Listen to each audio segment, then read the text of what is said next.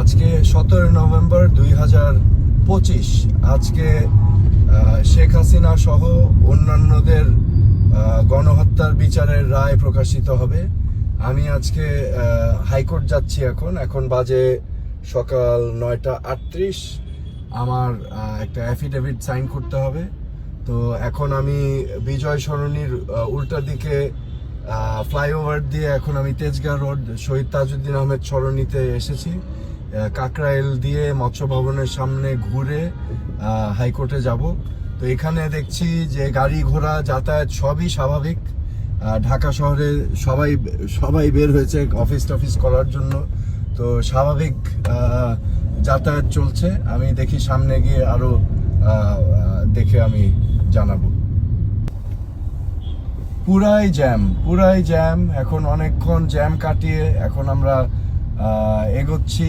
কাকরাইল মোড় ঘুরে আশা করছি মৎস্য ভবনের সামনে দিয়ে আমি পৌঁছে যেতে পারবো কিছুক্ষণের ভিতর। এখানে দেখতে পাচ্ছেন যে রাস্তাঘাটে গাড়ি ঘোড়া সব কিছু আছে, ভালোই ট্রাফিক এই যে দুই ধারেই।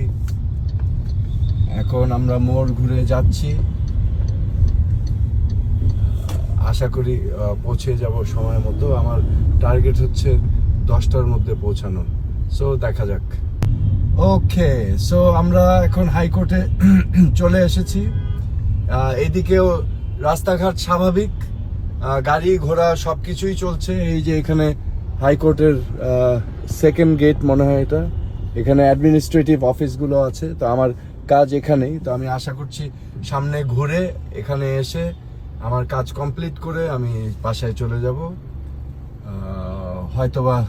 হ্যাঁ, এই সো সবকিছু স্বাভাবিক, এখানে কোনো সমস্যা নাই, কোনো ভয়ের কারণ আমি দেখছি না। এখানে আতঙ্ক সৃষ্টি করার চেষ্টা করেছে গুপ্তচররা ভাবে। সো এগুলো কোনোভাবেই ইম্প্যাক্ট করছে না মানুষের জীবন। So thank you very much. খোদা হাফেজ।